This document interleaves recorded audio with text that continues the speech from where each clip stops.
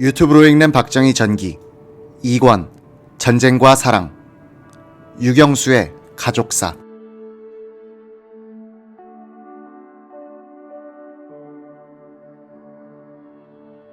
영천을 남쪽으로 벗어나면 들판이 열려있고 완만한 오르막길로 이어진 뒤에 약 12km 지점에서 높이 70에서 80m 정도의 언덕길이 꾸불거린다.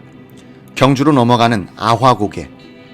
8월 10일 유재흥 2군 단장이 지휘하는 8사단과 4개 증원연대와 1개 대대는 경주로 향하던 인민군 15사단이 이 고개에 나타나자 반격을 개시했다. 13일까지 계속된 반격전으로 국군은 영천을 탈환하고 15사단을 괴멸시켰다. 낙동강 교두보를 위협한 최후의 공세는 저지됐다. 다부동 방어전을 치러내고 대구 북동쪽 팔공산 전선으로 옮겼던 1사단의 백선엽 준장도 인민군의 힘이 빠지고 있음을 느낄 수 있었다. 9월의 한나절 햇볕처럼 공세의 열기는 지속성이 약했다. 영천 전선에 가보았더니 인민군 전차들이 기름이 없어 유기된 것을 보았다. 백사단장은 며칠 뒤 미 8군으로부터 공세로의 이전에 대한 준비 명령을 받았다. 인천 상륙이 임박했다는 소문이 일선에 퍼지면서 장병들의 사기가 올랐다. KO를 노린 인민군의 9월 공세는 빗나갔고 이제는 카운터 블로를 기다려야 하는 입장으로 돌고 있었다. 9월 15일 메가더 원수가 지휘하는 261척의 대함대가 미 해병 1사단과 육군 7사단을 주력으로 하는 7만 5천 명의 병력을 싣고 인천 상륙작전을 벌였다. 다음날 한국 해병대는 인천 시내를 탈환했다. 인천 지역 주둔 인민군 2,000명은 거의 전멸했다. 미군의 전사자는 20명. 인천 상륙작전의 성공은 메가더 사령부가 발표하기 수시간 전 AP통신 서울특파원 신하봉 기자에 의해서 정일건 총참모장이 발표하는 식으로 특종 보도됐다. 6.25 남침은 UP통신 서울특파원 잭 제임스 기자가 특종해 퓰리처상을 받았다. 워커 미 8군 사령관은 16일 오전 9시를 기해서 유엔군의 총반격 명령을 내렸다. 미 제1군단이 주공부대로서 대구, 김천, 대전, 수원으로 진격하도록 했다.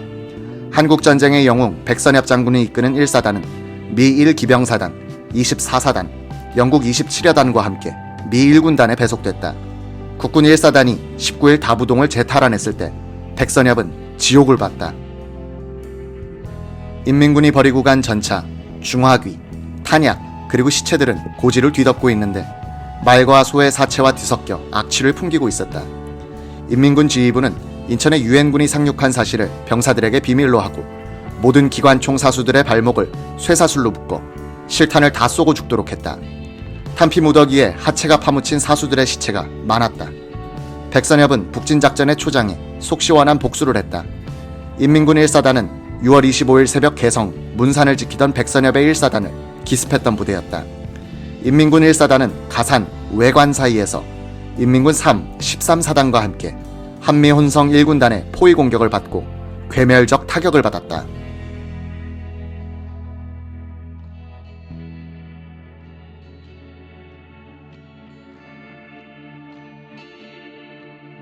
적 3사단도 포천, 의정부 축선을 따라 서울로 들어왔던 부대였으니 국군은 3개월 만에 빚을 갚은 셈이었다.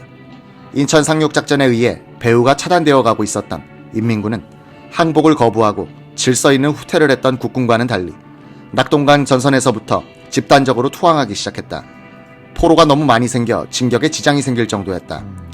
낙동강아 잘 있거라 우리는 전진한다는 군가는 유행가가 됐다. 박정희는 9월 15일 인천 상륙작전이 있던 날 중령으로 진급했다. 만주 군관학교 동기인 이한림은 당시 준장으로서 부군단장이었고 6사 2기 동기생들은 대령으로 진급해 있었다. 동료들에 비해 많은 나이와 낮은 계급은 현실에 대한 박정희의 불만을 구조화했다. 그가 광복 뒤 일찍 귀국하여 군사영어학교에 들어가 쾌속 승진 가도를 달렸더라면 혁명가가 되지 않았을지 모른다. 부산 문현동 부근에 있던 육보는 9월 22일 대구로 이동하게 됐다. 그 전날 박중령은 영도의 양과자점에서 유경수를 만났다. 이 자리에서 두 사람은 약혼하기로 합의했다. 다음날 박중령은 6번의 대구 이동 수송 책임자가 되어 부산진역에서 체제의 편성을 지휘했다. 완전 군장을 한 박정희 중령의 모습을 처음 본 송재천은 절도 있고 명쾌한 지휘 통솔에 감탄했다. 한편으로는 저런 분이 북진 대열에서 멀리 처져 있다는 것이 안타깝게 생각됐다. 유경수는 박정희가 이혼한 적이 있다는 이야기를 어머니 이경영을 통해서 들었을 것이다. 송재천이 이모뻘되는 이경영에게 귀뜸을 했던 것이다. 이경영은 둘째 딸의 사주를 들고 점을 보러 갔는데 따님은 재혼하는 사람에게 시집 가는 것이 좋겠다는 말을 들었다고 한다. 이경영은 남편 육종관에게는 박정희의 혼력에 대해서 말하지 않았다. 그러지 않아도 육종관은 박정희를 탐탁지 않게 생각하고 있었다. 그는 군인에게 영수를 시집 보낼 수는 없다고 했다. 이경영은 한때 소시를 5명이나 거느린 적이 있는 남편에게 애원하다시피 했다. 이미 영수도 마음속으로 결정한 것 같으니 성사시켜 줍시다. 육종관은 항상 자신의 말을 잘 듣던 딸이 이 중대사에 있어서는 자기 주장을 확실히 하는데 오히려 당황했다. 한편으로는 섭섭하기가 이를 데 없었을 것이다. 박정희는 대구로 올라와 태평로에 하숙을 정했다. 서울이 수복되면 육본도 서울로 돌아갈 것이었다. 이미 전방지휘소를 서울에 설치하라는 명령이 떨어졌다. 박정희의 마음이 바빠졌다. 그는 송재천 소위에게 트럭을 한 대 주어 부산으로 내려보냈다. 육종관의 가족들을 옥천으로 태워보내고 며칠 뒤에 대구로 모시고 와서 약혼식을 올리기로 했다. 이경영은 약혼식 이야기는 꺼내지 않고 다시 한번 남편을 설득하려 했다. 육종관은 너네 마음대로 해 라고 쏘아붙였다. 육종관 일가를 태운 트럭이 옥천 교동집에 도착한 며칠 뒤 이경영은 다른 이유를 대고는 딸들을 데리고 대구로 향했다. 소시를 5명이나 데리고 들어와도 불평 한마디 못했던 이경영으로서는 남편 몰래 딸을 약혼식장으로 데리고 간다는 것이 일생일대의 결단이었을 것이다. 모녀는 대구 동성로 내거리 자유백화점 옆 일식당 사마식당으로 갔다. 그 시간 박정희는 전투정보과 사무실에서 이영근 중위에게 나하고 식사나 하러 갈까? 라고 말을 건넨다. 다른 과원들은 점심 먹으러 나가고 없었다. 이영근은 영문도 모르고 지프에 올랐다. 식당 방에 들어가니 목이 길고 고상하게 생긴 처녀가 할머니와 앉아 있었다는 것이다. 이 약혼식장에는 그때 연애 중이던 김종필 대위와 박정희의 조카 영옥도 참석했다. 식사하는 걸로 약혼식은 끝났다. 모녀는 옥천으로 돌아가고 며칠 뒤 박정희는 육본을 따라 서울로 올라갔다.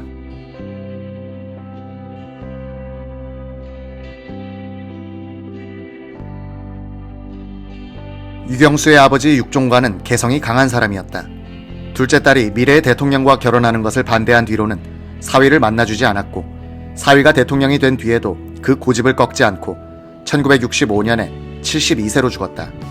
1893년에 충북 옥천군 능월리에서 대지주 유경필의 자식 5남매 중 막내로 태어난 육종관은 형들이 출양하여 출세하자 자신은 고향에 남아 집안의 재산을 관리했다. 그의 큰형 육종유는 승정원 부승지를 지낸 뒤 개화파 활동을 하다가 김옥균과 함께 갑신정변에 참여했다. 쿠데타 기도가 실패한 뒤 하와이를 거쳐서 일본으로 망명해 나리타 교쿠준이란 이름으로 살다가 죽었다. 둘째 형 육종면은 도쿄에서 상선학교를 졸업한 뒤 선장이 됐다. 그 뒤 법률을 공부해 판검사를 거친 뒤 변호사가 됐다. 셋째 형 육종욱은 일찍 죽었고 누이는 송씨 집안으로 시집갔다. 육종관은 16살에 2살 아래인 경주 이씨 집안에 이경영을 아내로 맞아들였다. 육종관은 미국 도매상, 금광, 인삼 가공업을 해서 번 돈으로 교동의 삼정승집이라고 불리던 고가를 사서 대궐 같은 저택으로 중축했다. 뒤뜰 역할을 하는 과수원을 합치면 8,000평, 순수한 대지가 3,000평이나 되는 집이었다. 해자 같은 도랑, 소슬 대문, 그 안에 잘 지은 조선식 건물군, 대문에서 마주 보이는 사랑채는 원님이 이를 보던 동원처럼 꾸몄다. 큰 대청마루 옆에는 심부름꾼의 방도 있었다. 전화기를 둔 전화방과 사진 현상용 암실도 냈다. 사랑채 왼쪽의 아래채와 뒤채에는 소실들이 살았다. 연못, 안채, 행랑, 그 뒤로 연당사랑. 이 연당사랑에서는 2개 분대 규모의 소실들의 아이들이 모여서 공부를 했다. 사랑과 안채를 잇는 회랑은 일종의 마루복도로서 단아한 지붕을 얹어 정취를 더했다. 사랑 뒤에는 별당과 뒤채, 사과나무, 배나무, 밤나무, 은행나무, 감나무가 울창한 후원에는 사당과 정자도 있었다. 이 건물군을 구경한 시인 박목월은 조선 상류계급의 건축을 대표하는 비원의 연경당과 맞먹는 건물이라고 평했다. 저택을 둘러싼 담은 세로 100m, 가로 50m나 됐다. 육종관은 이 대저택을 자신의 왕국처럼 다스렸다. 사위가 대통령이 된 뒤에도 그는 자신을 굽히지 않고 박정희를 사위로 인정하지 않는 태도를 견지했는데 이런 오기는 아무의 간섭도 받지 않고 이 성체를 지켜온 관록에서 우러나온 것이었다. 1925년 11월 29일에 태어난 유경수는 큰언니 유긴순과는 11살, 오빠 유긴수와는 7살, 막내 동생 육예수와는 4살 터울이었다.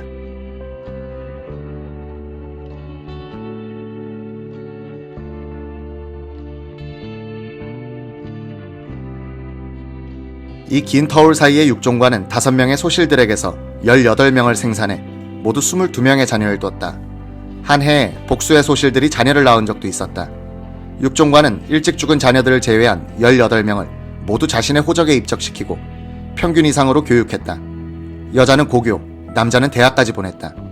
육종과는 소실 관리의 실권을 본처 이경영에게 주었다. 소실들은 이경영을 어머니라고 부르며 어렵게 대하여야 했다. 이경영도 관대한 태도를 견지해 소실들을 잘 다뤘다고 한다. 이 왕국에서는 여자들끼리의 싸움 소리가 들리지 않았고 또 들리지 않아야 했다. 겉으로는 대범한 이경영이었지만 속으로는 마음이 편할 리 없었다. 이경영은 신우이 육제환을 자주 찾아가 남편의 축첩 생활에서 겪는 어려움을 털어놓곤 했다. 걔가 말을 이렇게 해요. 어떻게 그럴 수가 있어요. 그 집 아이가 나에게 이렇게 대한답니다. 이경영은 육제환의 자녀들이 명절 때 자신에게 절한 뒤 소실들에게도 절하는 것을 매우 싫어했다. 유경수는 남몰래 눈물을 흘려야 했던 어머니를 붙들고 제가 크면 어머니를 편하게 모실게요 라고 위로하곤 했다. 이 모녀가 박정희가 나타났을 때 대담하게 육종간에게 대한 반란을 감행한 데는 그동안 쌓였던 불만의 영향이 있었을 것이다. 소실들 가운데 신원이 확인되는 사람은 옥천댁, 큰 개성댁, 작은 개성댁, 남촌댁, 서울댁이다. 남촌댁은 일본 여성, 육종관의 일본어 가정교사로 들어왔다가 소실로 앉았다. 일본명이 노무라였던 그녀는 소실들 가운데 가장 부지런하고 이경영을 깍듯이 모셨다. 이경영도 남촌댁을 아껴줬다. 남촌댁이 없으면 이경영의 일상생활이 불편한 정도였다. 육종관은 다른 소실들에게는 집을 한 채씩 마련해 줬으나 남촌댁은 자립 능력이 없다고 판단했던지 이경영과 같은 지붕 아래서 살도록 했다. 두 개성댁은 자매가 함께 소실로 들어온 경우다. 나중에 육종관은 큰 개성댁을 서울 사직동으로 보내 살도록 했다.